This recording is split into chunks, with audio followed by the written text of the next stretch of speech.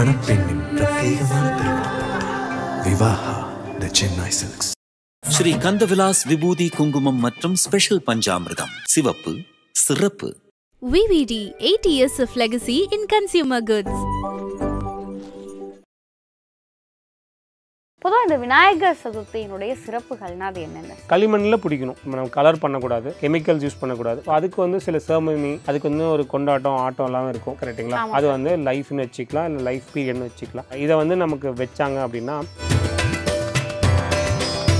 தோப்புக்காரணம்ல நிறைய ஸ்பெஷாலிட்டிஸ் இருக்குது. இதை வந்து நீங்கள் பிராணிக் ஹீலிங்கில் இன்னைக்கு தேதிக்கு என்ன சொல்கிறாங்கன்னா சூப்பர் பிரெயின் யோகான்னு சொல்கிறாங்க. பட் நம்ம காலங்காலமாக வந்து அதை ஃபாலோ பண்ணிட்டு வரோம். நீங்கள் பார்த்தீங்கன்னா நம்ம லெஃப்ட் ஹேண்ட் வந்து இந்த ரைட் லோபோ பிடிக்கும், இது வந்து நம்ம லெஃப்ட் லோபோ பிடிக்கும். ஃபுல் ஸ்குவாட்ஸ் பண்ணுவோம். ஸோ இது பண்ணுறப்ப என்ன ஆகும் அப்படின்னா உங்களுக்கு தமிழ்னு நம்ம ஒரு நாளைக்கு 100 தடவை சொல்கிறோன்னு வச்சுக்கோங்களேன். 100 தடவை போய் இந்த டங் டு பேலட்னு சொல்லுவாங்க இங்கிலீஷில். அதாவது நம்ம நாக்கு போய் மேலே வந்து தொடும். ஸோ இப்படி சொல்கிறப்போ நம்மளோட பாடியில் இருக்க எல்லா சக்கராஸுமே ஆக்டிவேட் ஆகி நீங்கள் ரெகுலராக பண்ணுறீங்க. அப்போ என்ன ஆகும் அப்படின்னா எனர்ஜி வந்து பேலன்ஸ் ஆகிடும், நீங்கள் சரியாக சிந்திப்பீங்க. ஸோ இதுக்காக தான் வந்து நம்ம வந்து பிள்ளையாரவே கும்பிடுறோம். ஸோ நம்ம எந்த சாமி கும்பிட்டாலும் நீங்கள் எந்த மதமாக வேணால் இருக்கலாம், அது ஏன் கும்பிடுறாங்க, எதுக்காக வந்து அந்த ஃபெஸ்டிவல் இருக்குது, ஸோ அதோட ப்ராசஸ் என்ன நீங்கள் அண்டர்ஸ்டாண்ட் பண்ணிட்டீங்கன்னா உங்களுக்கு ரியாலிட்டி புரிய ஆரம்பிக்கும். அதோட நீங்கள் கனெக்ட் ஆகிறப்போ ஆட்டோமேட்டிக்காக வந்து உங்களுக்கு நல்ல விஷயங்கள் நடக்கும். இது மட்டும்தான் நம்ம சொல்லணும்.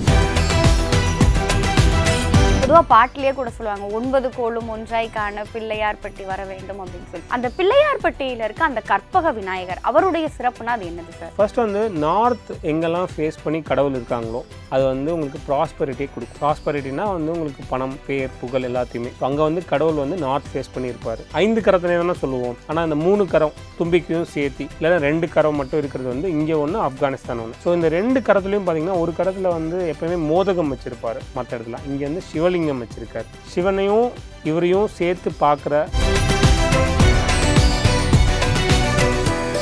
ஐபிசி பக்தி நேயர்கள் அனைவருக்கும் அன்பு வணக்கம்.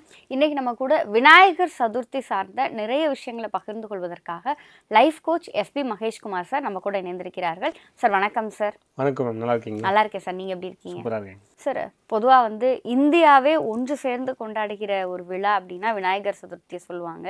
எல்லாருமே வந்து தொழில் தொடங்கியிருக்கவங்கள துவங்கி சாதாரண மக்கள்லேருந்து எல்லாருமே வந்து இந்த விநாயகர் சதுர்த்தியை ரொம்ப வெகு விமர்சையாகவே கொண்டாடுவாங்க அப்படின்னு சொல்லுவாங்க. பொதுவாக இந்த விநாயகர் சதுர்த்தியினுடைய சிறப்புகள்னா அது என்னென்ன சார்? ஸோ விநாயகரை செலிப்ரேட் பண்ணுறது தாங்க மேம். அது வந்து நம்ம வந்து கேஷுவலாக ட்ரெடிஷ்னலாக இல்லை இதுக்கு போகாமல் நமக்கு எப்படி பயன்படும் அப்படிங்கிறத பார்க்கலாம். ஒரு குளம் இருந்தால் அந்த குளத்து பக்கத்தில் விநாயகர் இருப்பார், ஒரு தெருவுக்கு விநாயகர் இருப்பார், ஏதோ ஒரு வகையில் வந்து அவர் ப்ரிடாமினண்ட்டாக இருப்பார்.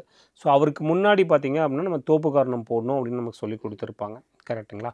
ஸோ இது ஏன் அப்படி நமக்கு சொல்லி கொடுத்துருக்காங்க அப்படின்னா நம்ம வந்து எந்த விஷயம் பண்ணாலும் ஒரு சிம்பிளான வழியில் எப்படி பண்ண முடியுமோ அதை வந்து நம்ம முன்னோர்கள் சொல்லி கொடுத்துருப்பாங்க. தோப்புக்காரணம்ல நிறைய ஸ்பெஷாலிட்டிஸ் இருக்குது.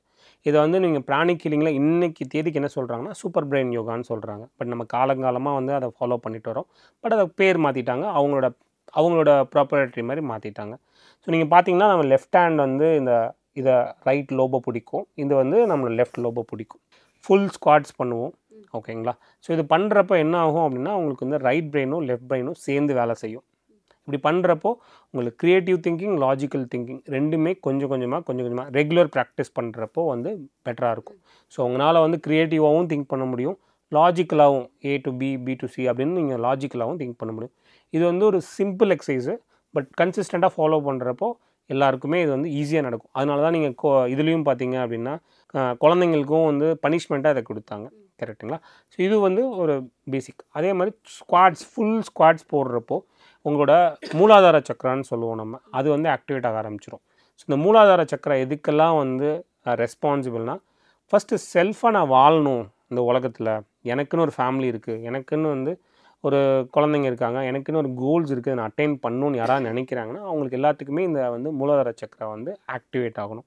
இதை வந்து கஷ்டப்பட்டுலாம் நம்ம ஆக்டிவேட் பண்ண தேவையில்லை, தோப்புக்காரணம் 10 தடவை போட்டாவே போதும். ஸோ மூலாதார சக்கரை வந்து எதுக்கு ரெஸ்பான்சிபிள்னால் நம்மளோட ப்ராஸ்பெரிட்டி, ஃபர்டிலிட்டி நம்ம வந்து அடுத்த ஜென்ரேஷனுக்கு என்ன கொடுத்துட்டு போகிறோம், அதே மாதிரி நம்ம இந்த ஜென்ரேஷனில் என்ன மாதிரி வந்து சொத்துக்கள் சேர்க்குறோம், இது எல்லாத்துக்கும் டே டு டேயில் லைஃப் ரன் பண்ணுறதுக்கு என்ன தேவையோ இது எல்லாமே வந்து நமக்கு வந்து இந்த மூலாதார சக்கரை பேஸ் பண்ணி தான் இருக்கும். இது எல்லாத்தையும் ரொம்ப சிம்பிளாக எப்படி ஆக்டிவேட் பண்ணணும்னு யோசிச்சாங்க. பிள்ளையாரை வச்சாங்க. பிள்ளையார் முன்னாடி தோப்புக்கரணம் போட சொன்னாங்க. ஓகேங்களா?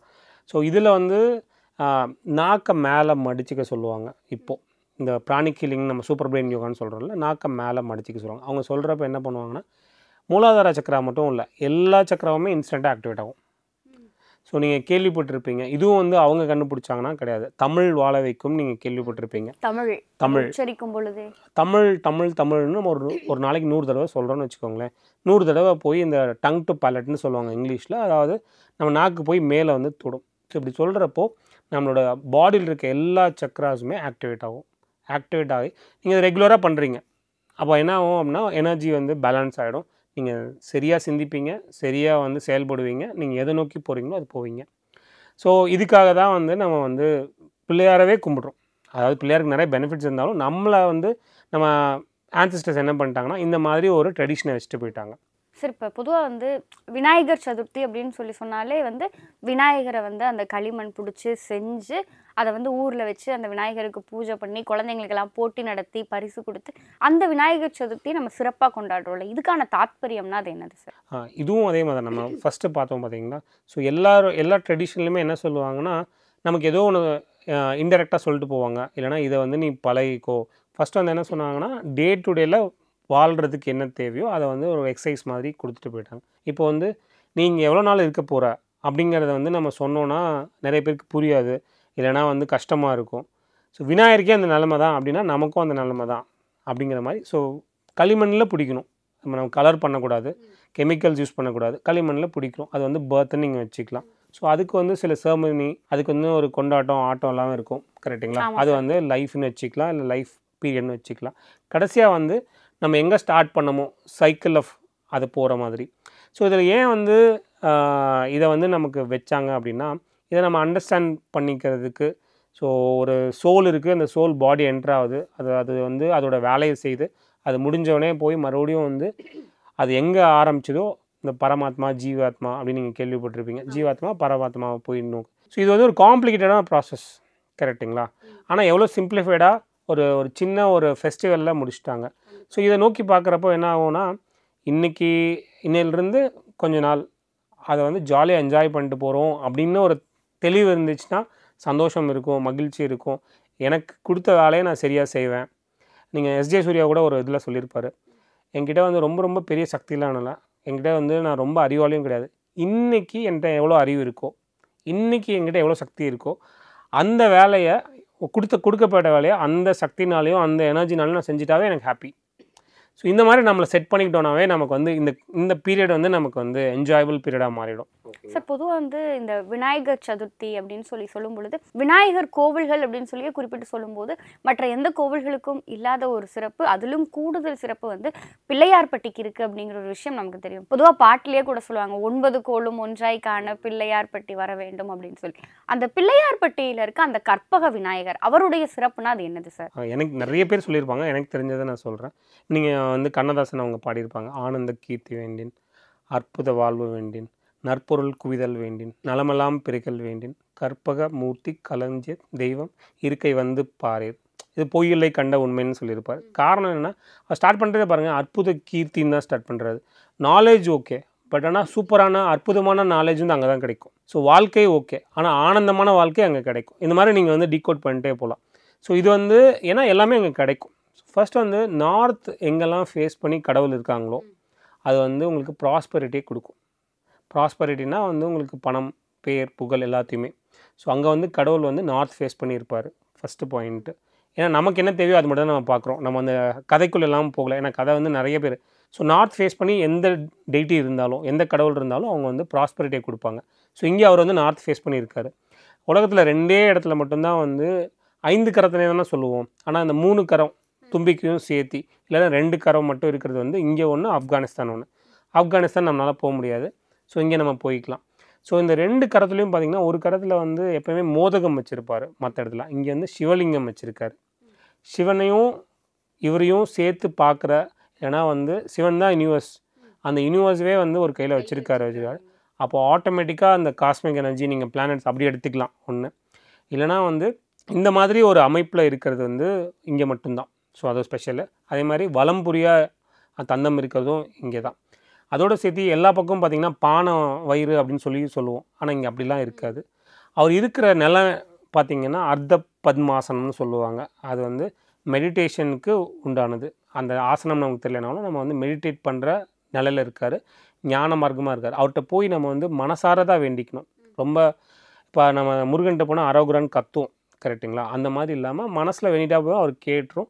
ஆட்டோமேட்டிக்காக வந்து ப்ளஸ் பண்ணுற இடத்துல உடனே கொடுக்குற மாதிரி இருப்பார். ஸோ நீங்கள் பாருங்கள், ஃபஸ்ட்டு வந்து நார்த் ஃபேஸ் பண்ணி இருக்கார். ப்ராஸ்பெரிட்டி கிடச்சிருச்சு. சிவனவே வந்து கையில் வச்சுருக்காரு. அப்போ வந்து அவர் ஒரு சிவனும் விநாயகரும் சேர்ந்து என்னெல்லாம் கொடுக்க முடியுமோ, என்னென்ன பிளெஸிங்ஸ் எல்லாமே கொடுக்க முடியும். அர்த்த பத்மாசனத்தில் இருக்கார். அவர் வந்து ப்ளஸ் பண்ணுறதுக்குன்னே இருக்காருங்க. ஞான மார்க்கமாகவும் இருக்கார். ஸோ தொந்தி வயிறு அப்படின்லாம் அங்கே இல்லை. ஆட்டோமேட்டிக்காக அது வந்து என்னென்னா ஞானம்தான் பெருசு, தலை தான் பெருசாக இருக்கும். ஸோ ஞானம் தான் பெருசு அப்படின்னு இருக்கு. ஸோ இந்த 3 கரம் வந்து ரொம்ப ரொம்ப ஸ்பெஷல். ஏன்னா வந்து ரொம்ப கம்மியான, அதான் நான் சொன்னேன், ஆப்கானிஸ்தான் இதான் நமக்கு தெரிஞ்சது. மேபி வேறு எங்கேயாவது இருக்கலாம். இது வந்து இந்த மாதிரி அம்சங்கள்லாம் இருக்கார். இன்னொன்று வந்து பார்த்திங்க அப்படின்னா அங்கே வந்து இதோடு சேர்த்து சிவலிங்கம் நிறையா இருக்குது. திருவீசர், மருதீஸ்வரர், அதே மாதிரி பசுபதீஸ்வரர்னு இருப்பார். இந்த பசுபதீஸ்வரர் ஸ்பெஷலாக என்னென்னா உங்களுக்கு வெல்த் வேணும் அப்படின்னா அவர் வந்து கொடுத்துருவார். இவங்க 3 பேருமே வந்து அவங்களோட அம்பாலோட சேர்ந்து இருக்காங்க. இதோட வந்து நீங்கள் வந்து குழந்தை பிறப்பு கிடைக்கல, அங்கே வந்து ஒரு நாகம் இருக்குது. அந்த நாகம் வந்து பார்த்திங்கன்னா லேட் மேரேஜ் ஆகுறது, இதுக்கு எல்லாமே இருக்கும். ஸோ என்டையர் திங் உங்களுக்கு வந்து எல்லாமே இருக்கும். அப்போ நார்த்தில் அங்கே வந்து ஒரு குளம் இருக்கும். வாஸ்துப்படி பக்காவான கோயில். ஸோ ஜென்ரலாக வாஸ்து 2 விஷயம் மட்டும் தான். சவுத் வெஸ்ட் வந்து உங்களுக்கு ஹைட்டாக இருக்கணும், நார்த் ஈஸ்ட் வந்து பள்ளமாக இருக்கணும். இவ்வளோ தான். இது இருந்துட்டாவே உங்களுக்கு 60-70% நடந்துடும். ஸோ அங்கே அது மாதிரி டிசைன் பண்ணியிருக்காங்க. ஸோ நீங்கள் வந்து ஒரு பிஸ்னஸ் பண்ண போகிறீங்க, இல்லை லைஃப்பை ரீஸ்டார்ட் பண்ணணுன்னு நினைக்கிறீங்க, எனக்கு வந்து பார்ட்னர் தேவைப்படுறாரு, இல்லை கைட் தேவைப்படுறாருன்னு நினைக்கிறீங்க, நீங்கள் போகிறப்போ ஆட்டோமேட்டிக்காக அவரை நீங்கள் பார்ட்னர் மனசில் நினச்சிட்டாவே போதும். உங்களுக்கு வந்து அந்த வருஷம் போகிறதுக்கும் அடுத்த வருஷம் போகிறதுக்கும் உங்களுக்கு நிறைய பெனிஃபிட்ஸ் இருக்கும். உங்களோட ஸ்கேலாக இருப்பீங்க, பிஸ்னஸ் ப்ராஃபிட் லெவலில் ஸ்கேலாக இருப்பீங்க. இதோடு சேர்த்து பார்த்திங்க அப்படின்னா அந்த கோயில் வந்து ஒரு ட்ரஸ்ட் அவங்க தான் நடத்துகிறாங்க. So day by day, so வந்து ரொம்ப நாளாக ஒரு ட்ரஸ்ட் வந்து பயங்கர பியூட்டிஃபுல்லாக ஒரு கோயிலை ரன் பண்ணிகிட்ருக்காங்கன்னா அப்போது அந்த ட்ரஸ்ட்டுக்கும் அதை சார்ந்த மக்களுக்கும் அவர் எவ்வளோ கொடுத்துட்டே இருக்கார் அப்படிங்கிறத நீங்கள் அனலைஸ் பண்ணுங்கள்.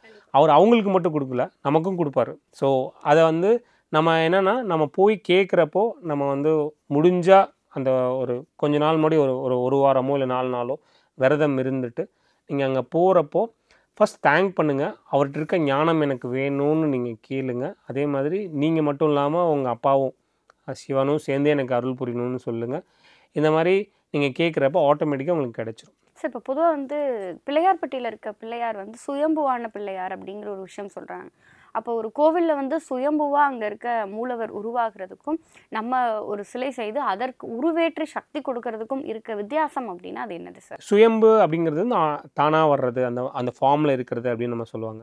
பட் ஆனால் வந்து பிள்ளையார்பட்டியில் நம்ம அது ஒரு குடைவரை கோயில் ஆக்சுவலாக. அதில் வந்து நீங்கள் பார்த்தீங்கன்னா யார் வந்து அந்த பெருந்தச்சன் அப்படின்னு ஒருத்தர் அவர் தான் வடிவமைச்சார் அப்படின்னு இருக்கும். ஸோ சுயம்பு கிடையாது. பட் ஆனால் அவர் மாடிஃபை பண்ணியிருக்கலாம். அவருக்கு வந்து இந்த அவங்க வந்து கிமு 3ஆம் ஆண்டுன்னு சொல்கிறாங்க. ஸோ கிட்டத்தட்ட ஒரு 2000 இயர்ஸ்க்கு முன்னாடிலேருந்தே இருக்குது. அது ஒரே ஒரு பாறை, அது வந்து ஈஸ்ட்லேருந்து வெஸ்ட்டு போகிற பாறை. அதில் நார்த் ஃபேஸ் பண்ணி அவர் வந்து வடிச்சிருக்காரு. ஸோ அது பார்த்திங்கன்னா 2 கோபுரம் இருக்கும். ஒரு 3 அடுக்கு கோபுரம் இருக்கும், இன்னொன்று வந்து 7 அடுக்கு கோபுரம் இருக்கும். அந்த 3 அடுக்கு கோபுரம் வந்து வடக்கு பார்த்துருக்கும். அங்கே தான் வந்து சாமியும் வடக்கு பார்த்துருப்பார். ஸோ இந்த மாதிரி இருக்கும். அது வந்து வடித்த சிலை தான், அது சுயம்பு கிடையாது. ஸோ பொதுவாக வந்து விநாயகர் சதுர்த்திக்கு களிமண்ணால் ஆன விநாயகர் செஞ்சு அதை போய் நம்ம கடலில் கரைக்கிறோம் அப்படிங்கும் பொழுது வாழ்க்கை அவ்வளோதான், இருக்க வாழ்க்கையை சந்தோஷமாக கொண்டாடுங்க அப்படிங்கிற மாதிரியான வாழ்க்கைக்கான தாத்பரியங்கள்லாம் இருக்குது அப்படிங்கிற ஒரு விஷயத்த சொன்னீங்க. ஜீவாத்மா, பரமாத்மா அப்படின்னு சொல்லி அந்த ரேஞ்சில் நீங்கள் கனெக்ட் பண்ணீங்க சார். ஆனால் இப்போ சமீபமாக இருக்க காலத்தில் வந்து பிளாஸ்டர் ஆஃப் பாரிஸ், அதுக்கப்புறம் ஃபைபர் அப்படின்னு சொல்லி இந்தந்த மெட்டீரியல்ஸ் எல்லாம் யூஸ் பண்ணி அந்த பிள்ளையாரை செஞ்சு அதை கொண்டு போய் ஆற்றுல கரைச்சா அது கரையவும் மாட்டேங்குது, அது இயற்கைக்கும் ஒரு ஆபத்து, அந்த மாதிரியான ஒரு ரேஞ்சை நோக்கி நம்ம போயிட்டு இருக்கோம்ல சார். இதை நீங்கள் எப்படி பார்க்குறீங்க? இதை பண்ணிட்டு இருக்கவங்களுக்கு நீங்கள் சொல்கிற விஷயம்னா அது என்னது? ஸோ நம்ம யாருக்கும் வந்து அட்வைஸ் சொல்கிற மாதிரிலாம் இல்லை ஆக்சுவலாக. பட் நீங்கள் சொல்கிறது தான், நீங்கள் அதான் நல்லது. களிமண்ணில் போகிறப்போ எந்த வித பாதிப்பும் இல்லாமல் இருக்கும். பட் நம்ம இதை எப்படி பார்க்கலான்னா அவங்களுக்கு ஒரு என்ஜாய்மெண்ட்டு அதை வந்து. ஆனால் ஸோ நம்ம எந்த சாமி கும்பிட்டாலும் நீங்கள் எந்த மதமாக வேணால் இருக்கலாம், அது ஏன் கும்பிடுறாங்க, எதுக்காக வந்து அந்த ஃபெஸ்டிவல் இருக்குது, ஸோ அதோட ப்ராசஸ் என்னன்னு நீங்கள் அண்டர்ஸ்டாண்ட் பண்ணிட்டீங்கன்னா உங்களுக்கு ரியாலிட்டி புரிய ஆரம்பிக்கும். அதோட நீங்கள் கனெக்ட் ஆகிறப்போ ஆட்டோமேட்டிக்காக வந்து உங்களுக்கு நல்ல விஷயங்கள் நடக்கும். இது மட்டும்தான் நம்ம சொல்லணும். ஸோ அவங்களுக்கு ஒரு என்ஜாய்மெண்ட் கொடுக்குது, அவங்க ஒரு ஹாப்பியாக இருக்காங்க அப்படின்ற ஒரு பாசிட்டிவ் மட்டும் எடுத்துக்கலாம். பட் ஜென்ரலாக பண்ணாமல் இருக்கிறது நல்லது. பிகாஸ் வந்து என்விரான்மெண்டல் பொல்யூஷன் அது கரையிலனா ஆட்டோமேட்டிக்காக நீங்களே கேள்விப்பட்டிருப்பீங்க, பிளாஸ்டிக் வந்து மக்கவே மக்காது அப்படின்னு. அது நமக்கு வந்து நெக்ஸ்ட் ஜென்ரேஷனுக்கு தான் நம்ம வந்து ஒரு நல்ல சூழ்நிலையை கொடுக்காம போகிறோம். நமக்கு அது எந்த பாதிப்பும் கிடையாது. கிட்டத்தட்ட வந்து நம்ம வாழ்ந்து முடிச்சிருவோம். பட் ஆனால் நெக்ஸ்ட் ஜென்ரேஷன் வரப்போ அவங்களுக்கு என்விரான்மெண்டல் எந்த வித ரிசோர்ஸுமே கிடைக்காது. அது தண்ணியாக இருக்கலாம், அது மணலாக இருக்கலாம், எதுவுமே கிடைக்காது. ஸோ ரெக்வெஸ்ட் என்னென்னா, ரெக்வெஸ்ட் தான் நம்ம பண்ண முடியும்.